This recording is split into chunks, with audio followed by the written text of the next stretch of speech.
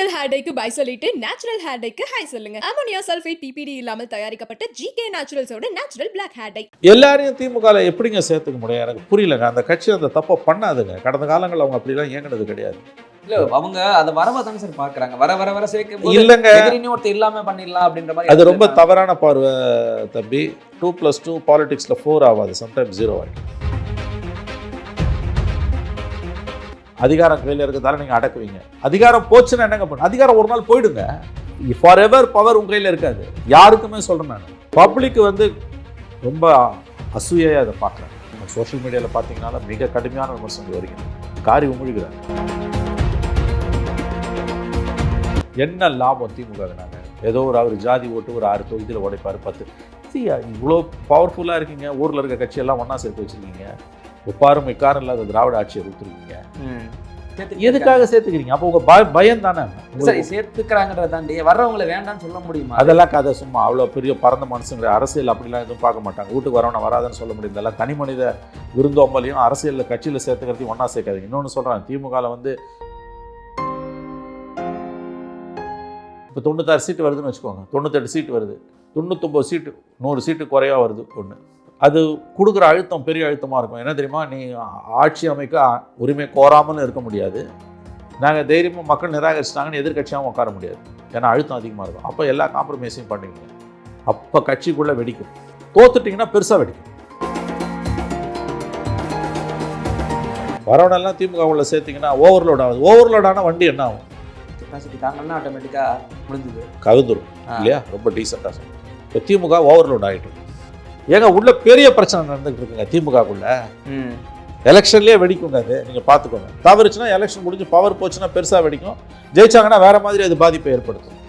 இதெல்லாம் ஆட் ஆகிட்டே போகுது. சிறுதுளி பெருவெள்ளம். நாளைக்கு கட்சி ஒரு கிரைசிஸ்க்கு வரும்போது, கால மாற்றங்களால் ஏற்படக்கூடிய சம்பவங்கள் வரும்பொழுது கட்சியில், அப்போ மிகப்பெரிய ஒரு நெருக்கடியை கட்சி சந்திக்கும். மிகப்பெரிய நெருக்கடியை கட்சி சந்திக்கும். அதை பற்றிலாம் அவங்களுக்கு இன்னைக்கு கவலை இல்லை. சார் சொல்றீங்கல்ல, முடிவுரை எழுதுறேன்னு பல பேர் நினைச்சாங்க. இல்ல அப்படி நினைக்கும் போது முடியாத இப்ப இவங்களே முடிவுரை எழுதிக்கிறாங்களோ? அப்படிதான் எனக்கு தோணுது. பண்ணிடுவாங்களோன்னு நினைக்கிறேன். முடிவுரை எழுதுறாங்கன்னு நான் சொல்லல, அதை நோக்கி போறாங்களோன்னு எனக்கு தோணுது.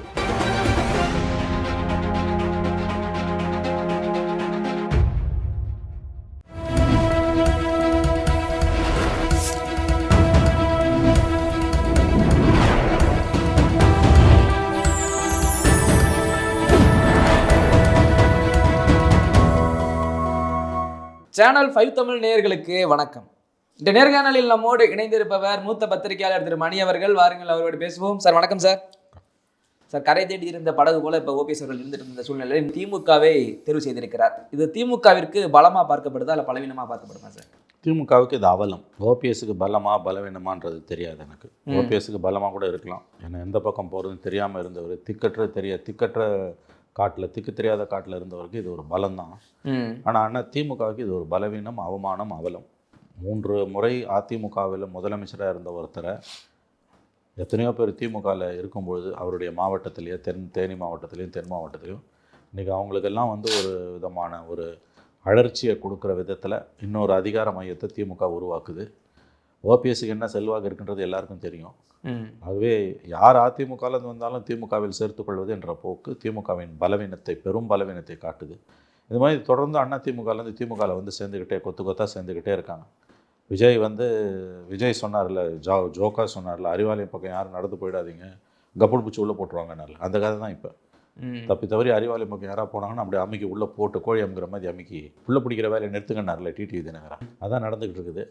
இது திமுகவுக்கு பெரிய ஒரு அவலம். நீங்கள் திராவிட மாடல் ஆட்சி, ஐரோப்பாவிட பெரிய வளர்ச்சிலாம் சொல்கிறீங்க. உங்கள் கட்சியில் எவ்வளவோ முக்கியஸ்தர்கள் 50 வருஷமாக 60 வருஷமாக கட்சிக்காக வேலை செஞ்சவன் இன்றைக்கி ஒரு ஒன்றிய செயலாளராக கூட வர முடியாமல், கவுன்சிலராக கூட வர முடியாமல் ஆயிரக்கணக்கில் இருக்கும்போது மாற்று கட்சியில், அதுவும் எதிர்கட்சி திமுகவை அழிக்கிறதும் அந்த கட்சியோட ஒரே நோக்கம். வேறு எந்த கொள்கையும் அது கிடையாது. அந்த கட்சியில் 3 டேர்ம் எம்பி முதலமைச்சராக இருந்த ஒருத்தர் உங்கள் கட்சியில் கூட்டின்னு வரீங்கன்னா எவ்வளோ தூரம் திமுக பலவீனமாக இருக்குது, தோல்வியை கண்டு அஞ்சுகிறது என்பதற்கு இதுவே சரிய உதாரணம். ஓபிஎஸ் மீது திமுக அடுக்கடுக்காக வைத்த ஓடு குற்றச்சாட்டுகள், ஓபிஎஸ்க்கு எதிரான ஒரு சொத்து குவிப்பு வழக்கை விரைவுபடுத்த வேண்டும் என்று 2018 சென்னை உயர்நீதிமன்றம் உத்தரவு போட்ட போது அதை வரவேற்று ட்வீட் போட்டவர் மு க ஸ்டாலின், அன்றைய எதிர்க்கட்சி தலைவர். அது மட்டும் இல்லாமல் உடனடியாக அவர் அமைச்சரிலிருந்து நீக்க வேண்டும் என்று பேசியவரும் மு.க. ஸ்டாலின். 2020 டிசம்பர் 21 ஜனவரி திமுக எதிர்க்கட்சியாக இருந்தபோது தேர்தலுக்கு 4 மாதங்களுக்கு முன்பு அடுத்தடுத்த மாதங்களில் 2 மாதங்களில் 1 மாத இடைவெளியில் 2 புகார் மனுக்களை 13 அமைச்சர்களுக்கு எதிராக ஓபிஎஸ், அன்றைய முதலமைச்சர் எடப்பாடி மற்றும் ஓபிஎஸ் உள்ளிட்டவர்களுக்கு எதிராக கொடுத்த ஊழல் பட்டியல் குற்றச்சாட்டில் ஓபிஎஸ் மீதான குற்றச்சாட்டுகள் மிக அதிகம். 2018 சொத்து குவிப்பு வழக்கை விரைந்து முடிக்கணுன்றது 2001-6 காலகட்டத்தில் அதிமுகவில் அமைச்சராக இருந்தபோது 5 மாதங்கள் முதலமைச்சராக இருந்தபோது ஓபிஎஸ் சொத்து குவிச்சிட்டாருன்னா 2006-11 திமுக போட்ட கேஸ். அந்த கேஸ் 2011 ஜெயலலிதா ஆட்சி காலத்தில் ஒரு மாதிரி சொதப்பி அவர் விடுதலையாகி அப்புறம் மறுபடியும் கேஸ் ஒரு மாதிரி ரீசரெக்ட் ஆனப்போ அந்த சொத்து குவிப்பு வழக்கு விரைவுபடுத்தணுன்னு தான் 2018 உயர்நீதிமன்றம் உத்தரவு போடுச்சு. அதை தவிர 2வது முறையாக அவர் மீது, அதாவது 2011-21 காலகட்டத்தில் அவர் எவ்வளோ கொள்ளாடிச்சாருன்னு கவர்னர்கிட்ட போய் பெட்டிஷன் கொடுத்தவர் ஸ்டாலின். எல்லாம் பண்ணிட்டு இவ்வளவு பண்ணினாலுமே இது ஒன்றும் புதுசு மாதிரி தெரியல. ஏன்னா செந்தில் பாலாஜிக்கு எதிராகவும் இப்படித்தான். அதான் பிஜேபியோட வாஷிங் மிஷினில் போனால் ஏன் ஒருத்தன் தூய்மை ஆகிடுறான், ஆனால் திமுக வாஷிங் மிஷினில் போனால் அவன் தூய்மை ஆகிடும். இப்போ செத்து போன முகுல் ராய், அதுக்கு பிறகு வந்து இப்போ கொல்லப்பட்ட செத்து போன அஜித் பவார், இந்த மாதிரி அமரிந்தர் சிங், இந்த மாதிரி அடிக்கிக்கிட்டே போகலாம் இந்தியா முழுவதும். அவங்க மேலெல்லாம் மிக கடுமையான இவர் அஸ்ஸாம் சீஃப் மினிஸ்டர் ஹேமந்த் பிஸ்வாஸுக்கு எதிராக 2014 மோடி முதல் ஆட்சி காலத்தில் அன்றைய பிஜேபி தேசிய தலைவர் அமித்ஷா 2015 டெல்லியில் புக்கே வெளியிட்டார். ஹேமந்த் பிஸ்வாஸ் எவ்வளோ தூரம் கொள்ளையடிச்சிருக்காரு. இன்றைக்கி அவர் பிஜேபியில் சேர்ந்தாலும் தூய்மை ஆகிட்டார். ஸோ ஊரை கொள்ளையடிச்சவன் எவனாக இருந்தாலும் பிஜேபியில் சேர்ந்தால் வாஷிங் மிஷினில் போட்டு அவனை தூய்மைப்படுத்தி உத்தமராக்குற மாதிரி இந்த சேம் ஸ்ட்ராட்டஜி தான் டிஎம்கே. ஆனால் திமுகவில் எவ்வளோ கொள்ளாடிச்சாலும் மந்திரியாக இருந்து திமுகவில் சேர்ந்த கொஞ்ச நாள்லேயே அவங்கள வாஷிங் மிஷினில் போட்டு தூய்மையாக்கி சுயம்பாக்கி மக்கள் மன்றத்தில் உட்கார வச்சிடும். திமுகவும் பிஜேபியும் அடிப்படையில் ஒன்று. இந்த கொள்கை கோட்பாடெல்லாம் ஒரு பக்கம் இருக்கட்டும், மாற்று கட்சியில் ஊழல் குற்றச்சாட்டு சுமத்துறவனை தான் கட்சியில் சேர்த்துக்கிறதுக்காகவே அவன் மேலே ஊழல் குற்றச்சாட்டை வைக்கிறது, ஊர் நியாயம் பேசுறது, இவ்வளோ கொள்ளாடிச்சுனா அவளை திருடிட்டான்னு ஜனாதிபதி கவர்னர் வரைக்கும் பெட்டிஷன் கொடுக்குறது, ஹைகோர்ட்டில் கேஸ் போடுறது, எல்லாம் பண்ணிவிட்டு அவன் தான் கட்சியில் அவன் சேர்ந்தான்னா அவன் உடனே அவனை கட்டி பிடிச்சி உச்சி மோந்து அவங்கள சுயம்பாக்கி அவர்களுக்கு வந்து ஞான ஸ்நானம் கொடுத்து அவங்கள பரிசுத்தவான்களாக்கி மக்கள் மன்றத்தில் உலாவ விட்டுருவாங்க. உள்ளூர் திமுககாரன் கொதிச்சு போய் கிடக்குறான். இன்றைக்கி தேனியில் ஆல்ரெடி 4 கோஷ்டி 5 கோஷ்டியாக இருக்குது.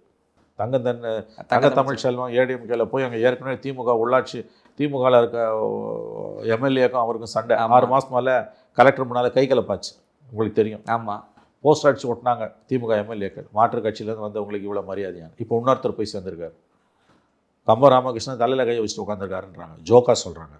ஏன்னா அவர் மந்திரி கனவில் இருந்தார். இப்போ எங்கே கிடைக்க போகுது? ஒவ்வொரு மாவட்டத்திலையும் அண்ணா திமுகலேருந்து திமுகவுக்கு போனவர்களால் திமுகவுக்கு உள்ளே இருக்கக்கூடிய அதிகார மையங்களின் அந்த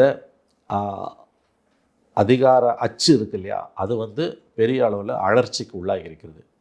ஆங்கிலத்தில் சொல்கிறதுனா power equilibrium within DMK has been disturbed, is put under severe strain. Already திமுகக்குள்ளே இருக்கக்கூடிய ஒரு 50 வருஷமாக கட்சியில் ஒருத்தன் இருக்கான். அதுவும் திமுகவில் வந்து அண்ணா திமுக மாதிரி கிடையாது. திமுகவில் வந்து நீண்ட நாள் இருப்பான், உங்களுக்கு தெரிஞ்சிருக்கும். ஆமாம், பரம்பரையாக இருப்பான். அது ஒரு விதமான ஒரு வசியம்தான். அது திமுகவில் ஒருத்தன் சேர்ந்துட்டானா அவ்வளோ சீக்கிரம் வெளியில் வரமாட்டான். அட்ரிஷன் வாங்க, அது அண்ணா திமுகலாம் இருக்கும், திமுகவில் ரொம்ப குறைவு. ஒரு திமுக தொண்டை அவன் 3ஆம் கிளாஸ் படிச்சிருந்தாலும் பிஹெச்டி பண்ணியிருந்தாலும் ஒரு திமுக தொண்டை 4 அண்ணா திமுககாரனுக்கு ஈக்குவல். இது திமுகவை பிடிக்காதவங்க கூட ஒத்துப்பான். அந்த கட்சியோட பலமே அதுதான். கலைஞர் வந்து அதிகாரமே இல்லாமல் 13 வருஷம் அந்த கட்சியை கையில் வச்சுருந்தார். வேறு எதவனா அந்த கட்சி என்ன காலி ஆகிட்டு 10 வருஷம் பவர் இல்லாமல் இருந்தாங்க. அந்த கட்சியோட 76 ஆண்டுகால வரலாறுல அவங்க 26 ஆண்டுகள் தான் அதிகாரத்தில் இருந்திருக்காங்க. 26-27 ஆண்டுகள், 50 வருஷம் பவர் இல்லை. ஒரு கட்சி அதனுடைய ஆயுளில் 3/2 பங்கு பவரில் இல்லாமல் இருக்குது அப்படின்னா அந்த கட்சிக்குள்ளே ஏதோ ஒரு சக்தி, ஏதோ ஒரு வசீகரம், ஏதோ ஒரு கொள்கை பிடிப்பு கட்சியை ஒருங்கிணைக்குது. இன்றைக்கி அதை டிஸ்டர்ப் பண்ணிகிட்டு இருக்கார் ஸ்டாலின். ப்ரிசைஸ்லி. அதிகாரம் வரும் போகும், ஆட்சி வரும் போகும், கட்சி நிரந்தரம், ஆட்சி டெம்பரவரி. கட்சி இருந்தால் தான் கட்சி நிரந்தரம், ஆட்சி டெம்பரவரி. முன்னாள் முதலமைச்சர்ன்றது தான் நிரந்தரம். முதலமைச்சர்ன்றது பொய், அது தற்காலிகமானது.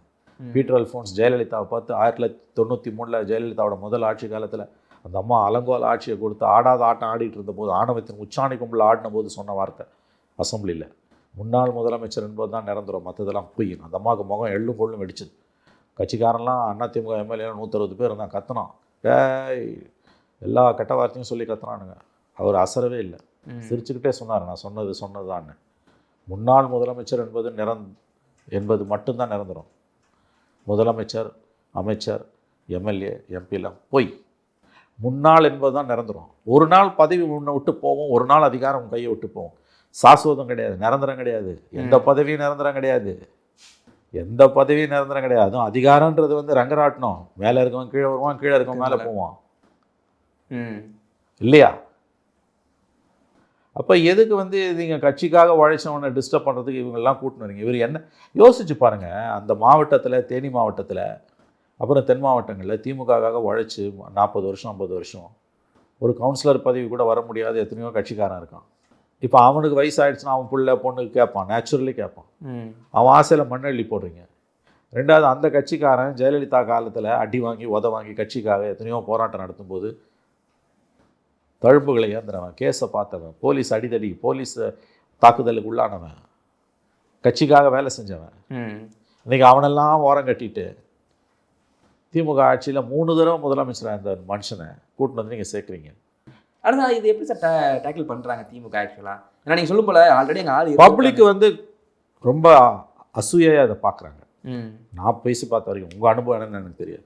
அந்த சோஷியல் மீடியாவில் பார்த்தீங்கன்னால மிக கடுமையான விமர்சனங்கள் வருகின்றன, காரி உமிழ்கிறார்கள். அப்படி தான் நான் பார்க்குறேன். உங்களுக்கு உங்கள் அனுபவம் என்னன்னு தெரியல. கடுமையான விமர்சனம் இருக்கா இல்லையா? கண்டிப்பாக. என்னங்க இது திமுகவோட பலவீனத்தை காட்டுது. இதில் ஓபிஎஸ் சொல்கிறதுக்கு எதுவும் இல்லை. அவருக்கு அடைக்கலம் இல்லை, கெஞ்சி பார்த்தாரு, என்னென்னமோ பண்ணி பார்த்தாரு, மன்றாடி பார்த்தாரு, எடப்பாடி இறங்குறதில்ல. ஏங்க 2 வாரத்துக்கு முன்னால் அன்பு சகோதரர் எடப்பாடின்னு பேசினாருங்க அவர். ஆமாம் இல்லையா? கண்டிப்பாக. அன்பு கண்டன் எடப்பாடி பழனிசாமினார், கடைசி முறையாக மன்றாடினார். நேற்று மாலை வரை அவர் பிரைம் மினிஸ்டர் ஆஃபீஸில் மோடி 1ஆம் தேதி வரும்போது மோடிக்கிட்ட அப்பாயின்மெண்ட் கேட்டு நின்றுருக்காரு. அங்கே இல்லைன்னு தான் இங்கே வந்திருக்காரு. என்ன லாபம் திமுக? நாங்கள் ஏதோ அவர் ஜாதி ஓட்டு ஒரு 6 தொகுதியில் உடைப்பார் 10. இவ்வளோ பவர்ஃபுல்லாக இருக்கீங்க, ஊரில் இருக்க கட்சியெல்லாம் ஒன்றா சேர்த்து வச்சுருக்கீங்க, ஒப்பாரும் இக்காரம் இல்லாத திராவிட ஆட்சியை கொடுத்துருக்கீங்க. இருந்தாலும் எதுக்காக சேர்த்துக்கிறீங்க? அப்போ உங்கள் பயம் தானே. சரி, சேர்த்துக்கிறாங்கன்றத தாண்டி வர்றவங்களை வேண்டாம்னு சொல்ல முடியுமா? அதெல்லாம் கதை சும்மா. அவ்வளோ பெரிய பறந்த மனுஷங்க அரசியல் அப்படிலாம் எதுவும் பார்க்க மாட்டாங்க. வீட்டுக்கு வரவனை வராதுன்னு சொல்ல முடியும். இதெல்லாம் தனி மனித விருந்தோம்பலையும் அரசியலில் கட்சியில் சேர்த்துக்கிறதையும் ஒன்றா சேர்க்காதீங்க. இன்னொன்று சொல்கிறேன், திமுகவில் வந்து அந்த கட்சி வந்து ரொம்ப வித்தியாசமான கட்சி. நான் சொல்கிறேன் உங்களுக்கு வந்து கட்சியில் அவ்வளோ சீக்கிரம் கலைஞர் யாரையும் சேர்த்துக்க மாட்டார். ஏன் இவங்களே சேர்த்துக்கலாங்க. அண்ணா திமுகவில் இருக்க சில பேர் மன்றாடிட்டு இருக்காங்க, அவங்கள சேர்க்க மறுக்கிறாங்க இவங்க. எனக்கு தெரியும். எஸ்பி ஏல்மணி கூட பேச சொன்னார், நான் பேர் சொல்ல விரும்பல. அதனால் வரவங்களை வேணான்னு சொல்ல முடியாத உயர்ந்த மனசு அதெல்லாம் கதை அழகாதீங்க. பொலிட்டிக்கலாக அவங்க வந்து தேர் பொலிட்டிக்கல் அனிமல்ஸ். அவங்களுக்கு க்ளீனாக தெரியும் ஒருத்தனோட பலம் என்ன பலவீனம் என்ன. நம்மளோட பலத்தையும் பலவீனத்தையும் நம்மளை விட துல்லியமாக உணர்ந்தவன் திமுககாரன். 76 வருஷம் கட்சியை நடத்துகிறாங்கன்னா சும்மா ஒன்று நடத்தலைங்க. அண்ணாதுரை செத்துட்டாரு, அதிகாரம் வந்தோன்னு. அதுக்கு பிறகு 50 வருஷம் கருணாநிதி இல்லாமல் வேறு யார் தலைமைக்கு போயிருந்தாலும் கட்சி நேரம் சுடுகாட்டுக்கு போயிருக்கும். அவரால் நிற்குது இன்னைக்கு. அதுவும் எம்ஜிஆர் வெளியில் போன பிறகு, வைகோ வெளியில் போன பிறகு, ஜெயலலிதாவோட உச்சகட்ட ஆணவ ஆட்சியில், அடக்குமுறை ஆட்சியில் அதை மீறி நிற்கிறாங்கன்னா சும்மா ஒன்றும் இல்லை. கட்சி அமைப்பு வலுவானது. முதன்முறையாக திமுக தன்னுடைய வரலாற்றில் மிகப்பெரிய பாதிப்புகளை நீண்ட கால நோக்கில் உருவாக்கக்கூடிய தவறுகளை இப்பொழுது செய்து கொண்டிருக்கிறது. அதிகாரம் கையை விட்டு போச்சுன்னா பெரிய அளவில் திமுகவுக்குள்ள கலகம் வெடிக்கும், எழுதி வச்சுக்கோங்க. உள்ள குமுறிட்டு இருக்காங்கங்க. ஒவ்வொரு மாவட்டத்திலையும் அண்ணா திமுகலேருந்து வந்தவனுக்கு கொடுக்குற முக்கியத்துவம் வந்து திமுகவுக்குள்ள பாரம்பரிய திமுகவுள்ள இருக்கவனுக்கு பெரிய கோபத்தை உண்டாக்கியிருக்கு. தேர்தல் நேரத்திலேயே கூட அது எதிர்வலிக்கலாம். அதிகாரம் கையில் இருக்கிறதால நீங்கள் அடக்குவீங்க. அதிகாரம் போச்சுன்னா என்னங்க பண்ண? அதிகாரம் ஒரு நாள் போயிடுங்க. ஃபார் எவர் பவர் உங்கள் கையில் இருக்காது. யாருக்குமே சொல்கிறேன் நான். கரெக்டாக இல்லை பொய்யா? நான் உண்மையாக பொய்யா நீங்கள் சொல்லுங்கள். ஏதோ இது நிரந்தரமாக சாஸ்வதம் கிடையாது. இன்னொன்றுங்க, இப்போ நீங்கள் ஜெயிச்சா பத்தாதுங்க, 118 வாங்கி ஜெயிக்கணும். ஏங்க போன தடவை 10 வருஷம் ஆன்டி இன்கம்பன்சி, கருணாநிதி இல்லை, ஜெயலலிதா இல்லை, அப்படியும் நீங்கள் முக்கிய தானங்க மேலே வந்தீங்க. முதல் 6 மணி நேரம் ரிசல்ட் இழுபறியாக தானே போச்சு. முதல் 6 மணி நேரம் ரிசல்ட் இழுபறி. அப்புறம் எப்படியோ நீங்கள் வந்துட்டீங்க, போராடி தான் வந்தீங்க. 3.5% என்னமோ தான் டிஃபரன்ஸ், அதுக்கு கீழே தான். இப்போ 135 என்னமோ இருக்குது, 118 தான் மேஜிக் மார்க், 118 தான் மினிமம் நம்பர்ஸ். தனியாக இப்போ நீங்கள் தனியாக 118 வாங்கி ஜெயிக்கணும், கூட்டணியோடு சேர்த்து 130 வந்து உங்களுக்கு 2006 கலைஞர் 96 சீட்டு வச்சு ஆண்ட மாதிரிலாம் உங்களால் ஆள முடியாது. இப்போ 96 சீட்டு வருதுன்னு வச்சுக்கோங்க, 98 சீட்டு வருது, 99 சீட்டு 100 சீட்டு குறையாக வருது ஒன்று.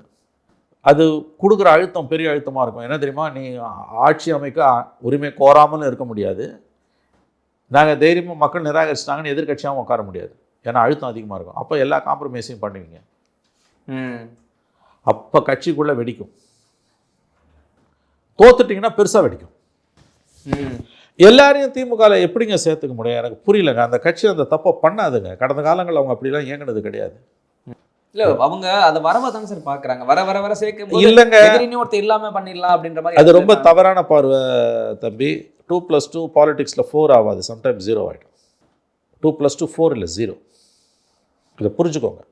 வரவனெல்லாம் திமுக உள்ள சேர்த்திங்கன்னா ஓவர்லோட் ஆகுது. ஓவர்லோட் ஆனால் வண்டி என்ன ஆகும், கெப்பாசிட்டி தாங்கன்னா ஆட்டோமேட்டிக்கா முடிஞ்சுது, கவுந்துரும் இல்லையா. ரொம்ப டீசெண்டாக சொன்னோம்.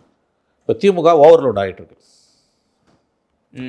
ஒன்று ஞாபகம் வச்சுக்கோங்க, ஒரு பொருள் அதோட வெயிட்டாலே அழியும், இது இயற்கைக்கு விரோதமானது.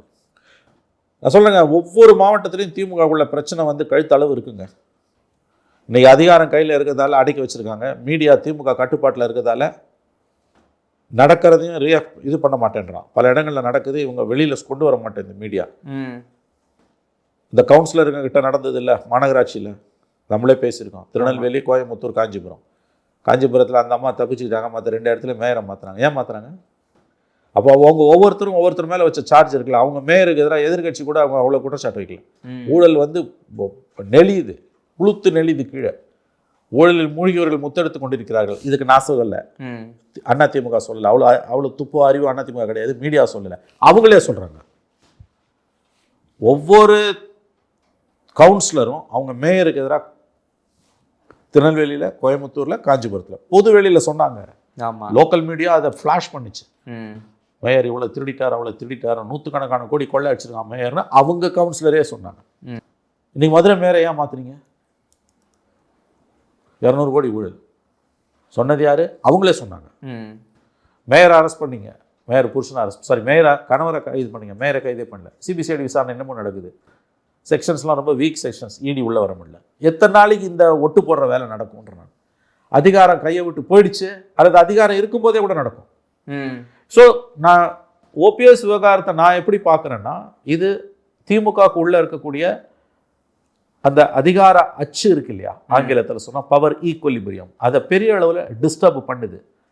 வெடிச்சு சதுரம் ஒரு நாள். இல்லை சார், நீங்கள் சொன்ன 2+2ல 2 வந்து ஓபிஎஸ் உள்ள வரும்போது அதே தொகுதியில் இவருக்கு சீட் கொடுக்குறாங்கன்னா, அங்கே ஆல்ரெடி ஒரு 2 ஏற்கனவே திமுக, அது மைனஸ் ஆனால் தான் நீங்கள் சொல்ற 0 வரும். அப்போ அவங்க மைனஸ் ஆகிறதுக்கு தான் அந்த ஓபிஎஸ் வர்றது ஒரு பிம்பமாக இருக்குதோ? பொலிட்டிக்கலி 2+2 0ன்றது அதோட அர்த்தம் என்னன்னா, 2 சக்திகள் ஒன்று சேரும்போது அது கூடாது குறையுன்றதோட அர்த்தம். அது புரிஞ்சுக்கோங்க. இப்போ தேனியில் வந்து ஏற்கனவே திமுகவில் 3 கோஷ்டி இருக்கும், குறைஞ்சது ஒவ்வொரு மாவட்டத்திலும் மினிமம் 3 கோஷ்டி இருக்குது. ஆல்ரெடி தங்க தமிழ்ச்சன் போனதுனால 4 கோஷ்டி. ஆமாம். இப்போ ஓபிஎஸ் போனால் 5 கோஷ்டி. இப்போ தங்க தமிழ்ச்சனுக்கும் ஓபிஎஸ்க்குமே கூட பிடிக்காது. இன்றைக்கி வேண்டா வெறுப்பா தங்க தமிழ்ச்செல்வன் நிற்கிறார். தங்க தமிழ்ச்செல்வன் ஒன்றும் மகிழ்ச்சியிலெல்லாம் நிற்கல. இந்த பக்கம் தங்க தமிழ்ச்செல்வனும் இந்த சேகர் பாபு நிற்கிறார். சரி, சேகர் பாபு திமுக, தங்க தமிழ்ச்செல்வன் 2 பேரும் ஏடிஎம்கேல வந்தவங்க. அவர் முன்னாலேயே வந்துட்டார், இவர் லேட்டாக வந்தார், அவ்வளோதான். சேகர் பாபு தான் கட்டுப்பாட்டில் எடுத்துட்டார் கட்சியை. தங்க தமிழ்ச்செல்வனால் அங்கே கட்டுப்பாட்டில் எடுக்க முடியல. ஏங்க உள்ள பெரிய பிரச்சனை நடந்துகிட்டு இருக்குங்க திமுகக்குள்ள. எலெக்ஷன்லேயே வெடிக்குங்க. அது நீங்கள் பார்த்துக்கோங்க. தவறுச்சுன்னா எலெக்ஷன் முடிஞ்சு பவர் போச்சுன்னா பெருசாக வெடிக்கும், ஜெயிச்சாங்கன்னா வேற மாதிரி அது பாதிப்பை ஏற்படுத்தும். இது அதிமுக எப்படி சார் பார்ப்பாங்க? இது அவங்க வந்து என்ன, சிவி சண்முகம் கடுமையான வார்த்தையில் பயன்படுத்தினாரு, சனியன்ற வார்த்தையெல்லாம் பயன்படுத்தி கூட சிவி சண்முகம் பேசியிருக்காரு. ஸோ இவங்களோட பார்வையை சரி பண்ணி போனது இவங்க ப்ளஸ்ஸாக நினைப்பாங்களா? இல்லைங்க, இவங்களை பொறுத்த வரைக்கும் என்னதான் இவங்க அவர் போயிட்டாரு, அவர் எவ்வளோ திட்டினாலும் உள்ளுக்குள்ளே ஒரு பயம் வருது. இப்போ தேமுதிக ஒன்றுமே இல்லை, சைபர்னு பேசியிருக்காங்க, நானே பேசியிருக்கேன். ஆனால் திமுக கூட்டணி போச்சுன்னும் போது அதிமுகவுக்கு ஒரு பயம் வருது. ஓபிஎஸ் எடப்பாடி இபிஎஸ் அந்த செய்தி கேட்டோன்னா 5 நிமிஷம் மூட் அவுட் ஆகிட்டு இருக்காரு, அசம்பிளியில் இருந்திருக்காரு. இப்போ அவரோட அறையில் இருந்திருக்காரு. இந்த தகவல் வந்தோன்னா முதல் ஒரு 5 to 10 minutes அவர் மூட் அவுட். ஏன்னா என்னதான் இருந்தாலும் பர்செப்ஷன் வைஸ் திமுக முந்துது, அதுக்கப்புறம் சமாளிச்சுக்கிறாங்க, அது வேற. அதே மாதிரி இன்னைக்கு ஓபிஎஸ் அங்கே போயிட்டாருன்னும் போது சராசரி மனுஷனுக்கு சிச்சி அப்படின்னு ஒரு கோவம் வருது. அதிமுக உள்ள இருக்கவனுக்கு அவன் எவ்வளவு திட்டினாலும் உள்ளுக்குள்ள ஒரு பயம் வரும். பயம் வருது. அது உண்மை, நான் ஒத்துக்கிறேன். அதுதான் பர்செப்ஷன். நினைவு வரும்ல. நினைவு வரும். ஆ நான் அதை மறுக்கலன்ற நான். ஆ பட் இதெல்லாம் வந்து உங்களுக்கு வந்து என்னோட பாயிண்ட் ஒன்னே ஒன்று தாங்க. ஜெயிக்கிறது தோக்கிறத பற்றி நான் சொல்லலை. ஓபிஎஸ் சேர்ந்தாலும் சேராட்டியும் 4 முனை போட்டியில் திமுகவுக்கு வெற்றி வாய்ப்புகள் மிக அதிகம் என்று நான் நம்புகிறேன். 4 முனை போட்டியில் திமுக வென்று ஆட்சியை பிடிக்கத்தான் வாய்ப்புகள் அதிகம் என்று நான் இன்னமும் நம்புகிறேன், ஓபிஎஸ் போனாலும் போவாட்டியும். இதில் ஓபிஎஸ் போகிறதால வரக்கூடிய ஒரு பெரிய நஷ்டம் என்னென்னா, கட்சிக்குள்ளே இருக்கக்கூடிய பவர் ஈக்குலிபிரியம் டிஸ்டர்ப் ஆகுது. இதெல்லாம் ஆட் ஆகிட்டே போகுது, சிறுதுளி பெருவெள்ளம். நாளைக்கு கட்சி ஒரு கிரைசிஸ்க்கு வரும்போது, கால மாற்றங்களால் ஏற்படக்கூடிய சம்பவங்கள் வரும்பொழுது கட்சியில், அப்போ மிகப்பெரிய ஒரு நெருக்கடியை கட்சி சந்திக்கும். மிகப்பெரிய நெருக்கடியை கட்சி சந்திக்கும். அதை பற்றிலாம் அவங்களுக்கு இன்னைக்கு கவலை இல்லை. இன்னைக்கு ஜெயிக்கணும், இந்த தேர்தலை ஜெயிக்கிறதுக்கு என்ன வேண்டுமானாலும் செய்யலாம் என்ற மனநிலைக்கு அவர்கள் வந்து வரலாற்றை மாற்றணும். தொடர்ந்து 2 முறை ஜெயிச்சதே இல்லைன்றத திமுக விமர்சனத்தை மாற்றணுன்றதை தாண்டி பவர் கையை விட்டு போகக்கூடாது, அதிகாரம் கையை விட்டு போகக்கூடாது. அதிகாரத்தின் மீதான மோகம் அவர்களுடைய கண்களை மறைத்து கொண்டிருக்கிறது. தோல்வியை பற்றிய பயம் அவர்களை பிடித்து ஆட்டுகிறது. இது ரெண்டும் ஒன்றா சேர்ந்துருச்சு. ஆங்கிலத்தில் சொல்கிறோம்னா lust for power and paranoia of defeat. பேரனாய்னு ஒரு வார்த்தை இருக்கும் ஆங்கிலத்தில். கிலின்றத, கிலி ஃபியர் இல்லை, ஃபியரை விட பெருசு, பயத்தை விட பெருசு. அது கிலி, நடுங்கிறது. அதிகாரம் கையை விட்டு போயிடுமோன்ற நடுக்கமும், அதிகாரம் வேண்டியே தீரணுன்ற பதவி மீதான மோகமும் ஒன்றா சேர்ந்துக்குச்சு. அது ரெண்டும் சேர்ந்ததுன்னா பெரிய அளவில் பாதிப்புகள், ஆபத்துகள் வரும். தம்பி, நான் திரும்பவும் சொல்கிறேன், ஒரு நாள் பவர் இல்லாமல் போயிடும். யாராவது நிரந்தரமாக பவரில் இருந்திருக்காங்களா? எதுவுமே நிரந்தரம் இல்லை, வாழ்க்கையே நிரந்தரம் இல்லையா? அப்புறம் அதிகாரன்றது ஒரு நொடியில் எல்லாம் மாறிடும்யா. ஒரு நொடியில் எல்லாமே மாறிடும். அதை ஞாபகம் வச்சுக்கோ. இயற்கை அழிச்சிடும் ஒரு நொடியில், தலைகீழ புரட்டிடும். திமுகவோட பலம், அவங்க சந்தித்த தோல்விகளை யாரும் சந்திச்சதில்லை, அவங்க அடைஞ்ச வெற்றிகளை யாரும் அடைஞ்சதில்லை. 1971 184 சீட்டு ஜெயிக்கிறாங்க. 1991 கரெக்டாக 20 வருஷம் பொறுத்து ராஜீவ்காந்தி படுகொலையில் 1 சீட்டு ஜெயிக்கிறாங்க. அப்போல்லாம் நான் பார்த்துருக்கேன், நீ பிறந்திருக்க மாட்டேன் 91 இல்லை. ராஜீவ்காந்தி படுகொலை அப்போ திமுக கதை முடிஞ்சிடுச்சுன்னாங்க. வைகோ அது 2 வருஷத்தில் 91 ராஜீவ் படுகொலை 1 சீட்டு கலைஞர் ரிசைன் பண்ணிடுறாரு. அப்புறம் இடைத்தேர்தலில் வந்து 2 சீட்டு, 1 பருதியெல்லாம் எழுதி இன்னொன்று 2 சீட்டு வருது. செல்வராஜ், கோவை துறைமுக செல்வராஜ். 93 வைகோ பிரிஞ்சோன்னா அந்த செல்வராஜ் அங்கே போய்டுறாரு. பருதி மட்டும்தான் ஒரு உறுப்பினர். திமுக முடிவுரை எழுதிட்டானுங்க எல்லாம். திமுக சமாதி கட்டியாச்சுன்னு பேசினாங்க. அப்போ எதிர்கட்சியாக வந்து 92 96 சுப்பிரமணிய சாமியும் வாழப்பாடி ராமத்தும் தான் செயல்பட்டாங்களே ஒழிய திமுக எந்த வரலாற்று பாத்திரத்தையும் நிகழ்த்தவே இல்லை எதிர்கட்சியும். கடைசி ஒரே மாதம் கலைஞர் தான் கதாநாயகன் ஆனார். மூப்பனாரும் அவர் ஒன்று சேர்ந்தாங்க, ஆட்சி மாற்றம் வந்தது. தொகுதி பேச்சுவார்த்தை தேர்தல் அறிவிக்கைக்கு 10 நாள் முன்னால் நடக்குது. அண்ணா அறிவாலயம் வெறிச்சோடி கிடக்குது. இந்திய கம்யூனிஸ்ட் கட்சி மட்டும்தான் ஒரே கட்சி திமுக கிட்ட போய் முதன்முறையாக ஃபஸ்ட்டு அவங்க தான் பேசி கையெழுத்து போட்டு 8 சீட்டு வாங்கிட்டு போயிட்டாங்க. முடிஞ்சிச்சு திமுக தான் நினச்சிட்டு இருந்தோம். காங்கிரஸ் திமுக கூட்டணி நரசிம்மராவ் ஜெயலலிதா ஒன்று சேர்றாங்க. காங்கிரஸ் உடையுது. மூப்பனார் வெளியில் வராரு, திமுகவோட போய் பேசுகிறாரு. தமாக உதயமாவது. 20 பார்லிமெண்ட்டு, 40 அசம்பிளி வாங்குறாங்க. கலைஞர் ஜெயிச்சு சிஎம் ஆகுது. 91 முடிஞ்சதுன்னு நினச்சவங்க. அதுவும் 93 வைகோ வெளியில் வந்தப்போ ஊடகங்கள் பக்க சார்பு எடுத்து திமுக கதையை முடித்து விட வேண்டும் என்று எழுதினார்கள். ஆனால் அதே திமுக அதுக்கப்புறம் கரெக்டாக 5 வருஷம் பொறுத்து, வைகோ போய் 3 வருஷம் பொறுத்து ஆட்சியை கைப்பற்றுச்சு. கருணாநிதின்ற அந்த ஒரு அசாத்தியமான அரசியல் மூளை அதை சாதிச்சு காட்டுச்சு. எந்த சூறாவளியிலும் கீழே விழாத அந்த தென்னை மரம். 91 கூட அவர் மட்டும் ஜெயிச்சார், அத்தனை பேரும் தோத்தோம். ஆகவே அந்த மாதிரியான ஒரு வெற்றியை அந்த கட்சி சம்பாதிச்சதுக்கும் அடைஞ்சதுக்கு காரணம் கட்சியை ஒரு கட்டுக்கோப்பாக அவர் வச்சுருந்தார். அண்ணா மறைவுக்கு பிறகு வேறு யார் வேறு யார் தலைமையிலும் கீழாது திமுக போயிருந்துன்னா என்னன்னா கட்சிக்கு முடிவுரை எழுதியிருப்பானுங்க. புதைச்ச இடத்துல மரம் வச்சுருக்கோம். எத்தனையோ கட்சிகள் தமிழ்நாட்டில் வந்து போச்சு. இல்லை அந்த மாதிரி இன்னைக்கு அந்த கட்சி உயிர்ப்போடு இருப்பதுக்கு காரணம் கருணாநிதியோட தலைமை, கலைஞரோட தலைமை. கட்சியை முறையாக அவர் வந்து நிர்மாணித்தார், நடத்தினார். கட்சியோட சட்டத்திட்டங்களை தெளிவாக வச்சுருந்தார். கட்சியோட கணக்கு வழக்குகள் ப்ராப்பராக இருந்தது. அதை சிலாகிச்சு கபில் சிபல் மெட்ராஸ் ஹைகோர்ட்டில் 94 சொன்னார். நான் நேரில் பார்த்தேன். அப்போ நான் ஹைகோர்ட்டில் நான் இருந்தேன். அவர் பக்கத்தில் நின்றுட்டு இருந்தேன். அவர் சொன்னார், கபில் சிபல் வைகோக்கும் கலைஞர் மதிமுகவுக்கும் திமுகவுக்கும், திமுக யாருக்குன்னு பெரிய சட்ட பிரச்சனை வந்து எனக்கு தான் திமுகன்றார் வைகோ. கொடி சிம்பல்லாம் எழுதுன்றார். அப்போ திமுக அப்பியரான கபில் சிபல் சொன்ன வார்த்தை, என்னுடைய வாழ்க்கையில் நான் எத்தனையோ வழக்குகளில் இந்த மாதிரி ஒரு கட்சி 2ஆக உடையும் போது அப்பியராயிருக்கேன். ஆனால் திமுக மாதிரி தன்னுடைய கணக்கு வழக்குகளை, தன்னுடைய சட்டத்திட்டங்களை தெளிவாகவும் ரொம்ப நேர்மையாகவும் துல்லியமாகவும் முறையாக வெளிப்படைத்தன்மையுடன் பராமரிக்கக்கூடிய ஒரு கட்சியை நான் பார்த்ததே இல்லைன்னார். ஏன்னா வைகோ பிரிஞ்சப்ப திமுக மீது தொடுக்கப்பட்ட தாக்குதல், குறிப்பாக வந்து ஆதிக்க ஜாதிகளுடைய ஊடகங்கள் செய்த அட்டூழியம் என்பது கொஞ்சம் நஞ்சம் அல்ல. அதெல்லாம் தாண்டி அவர் கட்சியை கடும் சூறாவளிகளுக்கு இடையில அந்த மாலுமி கப்பல், அந்த கப்பலை இயக்கினார். நான் அதெல்லாம் பார்த்துருக்கேன். என்ன சார் சொல்றீங்கல்ல, முடிவுரை எழுதணும்னு பல பேர் நினைச்சாங்க. இல்ல அப்படி நினைக்கும் போது முடியாத இப்ப இவங்களே முடிவுரை எழுதிக்கிறாங்களோ, அப்படிதான் எனக்கு தோணுது. பண்ணிடுவாங்களோன்னு நினைக்கிறேன். முடிவுரை எழுதுறாங்கன்னு நான் சொல்லலை, அதை நோக்கி போறாங்களோன்னு எனக்கு தோணுது. இதெல்லாம் அவலமான அரசியலுங்க. யார் வந்தாலும் கட்சியில் சேர்த்துக்கிறது. நான் 91, 96 பார்த்தேன். 91 கொலப்பழி விழுது திமுக மேல. அது அட்டூழியம். வாழப்பாடி ராமமூர்த்தியும் ஜெயலலிதாவும் சுப்பிரமணிய சாமியும் செஞ்ச பாவம். அது அரசியல் எதிரியை ஒழிய ராஜீவ்காந்தியை படுகொலை செய்கிற அளவுக்குலாம் திமுக போவாதுன்றது எல்லாருக்கும் தெரியும். அந்த பழியை சுமத்துனாங்க. அதுக்கு பிறகு வைகோ வெளியில் வராரு. கட்சியை 9 மாவட்ட செயலாளர்கள் ஒரே நாள் வெளில போகிறோம். கொடி சிம்பல்லாம் எந்து தானே வைகோ கோர்ட்டுக்கு போகிறார். அசம்பிளியில் ஒரே ஒரு உறுப்பினர், பார்லிமெண்ட்டில் முரசொலி மாறன் மட்டும் ராஜ்யசபாவில் இருக்கார். அங்கே நரசிம்மராவ் கவர்மெண்ட், எந்த விதமான துணையும் இல்லை. மக்கள் மன்றத்தில் திமுக மேலே ஒரு வெறுப்பு இருக்குது. ராஜீவ் படுகொலையில் உங்களுக்கு சம்பந்தம் இருக்குமோன்னு யோசிச்சு பாருங்கள். இந்த காலகட்டத்தை ஊடகங்கள் பூரா திமுக எதிராக நிற்குது. வைகோ கலைஞர் பிரச்சனையில் திமுக விட்டு போகும்போது ஒட்டுமொத்த மீடியாவும் வைகோ ஆதரிக்குது. ஆனால் அந்த ஒத்த தென்னை மரம் எந்த புயல்லையும் விழாது. செத்து போன காங்கிரஸ் வக்கீல் சொல்வார் வி.கே. திருமயம், எந்த சூறாவளிலையும் அந்த தென்னை மரம் கீழே விழுந்ததில்லை. நான் அந்த காலகட்டத்தை பார்த்துருக்கேன். நான் ஃபீல்டுக்கு வந்த புதுசு 91. அது அந்த 96 அவர் வந்து ஜெயிச்சு சிஎம் ஆகும்போது அந்த ஒரு மனிதன் தன் உழைப்பால் உயர முடியும், எந்த ஒரு நெருக்கடியையும் விடாமுயற்சி இருந்தால் ஒரு மனிதனால் வென்று காட்ட முடியும் என்பதற்கு நம்முடைய காலகட்டத்தில் 1000 விமர்சனம் கருணாநிதி மேலே திமுக மேலே இருந்தாலும் சரியான உதாரணம் கலைஞர் தான். ஸோ அந்த கட்சியை வந்து அப்படி நிர்மாணித்து கொண்டு வந்திருக்கார். இன்னொன்று, அவர் சந்தித்த எதிரிகளை ஸ்டாலின் சந்திக்கல, யாருமே சந்திக்கல. கலைஞரோட எதிரிகள் வரலாற்று புருஷர்கள். நேரு, இந்திரா காந்தி, ராஜீவ்காந்தி, ராஜாஜி, காமராஜ், கக்கன், ஓமந்தூர் ராமசாமி ரெட்டியார், பக்தவச்சலம், எம்ஜிஆர், எம்ஜிஆர் எவ்வளோ பெரிய தலைவர், ஜெயலலிதா எவ்வளோ பெரிய ஆளுமை, இத்தனை பேரையும் அந்த ஒற்றை மனிதன் சந்தித்தான் இல்லையா? எதிரியாகவே இருந்தாலும் பாராட்டுறதுன்னு அவரோட நமக்கு எதிரி கிடையாதுங்க. கலைஞர் ஆமா, எப்படி போராடணும் என்பதை கலைஞர்கிட்ட கற்றுக்கோங்கன்னுவாங்க. ஏன்னா அவர் சந்தித்த நெருக்கடிகள், அவர் எதிர்கொண்ட தலைவர்கள்லாம் வரலாற்று புருஷர்கள். அவர் சந்தித்த துன்பங்களெல்லாம் வேற எவனா சந்திச்சுதானே என்றைக்கும் அவன் புதைச்ச இடத்துல மரம் முளைச்சிருக்கும்.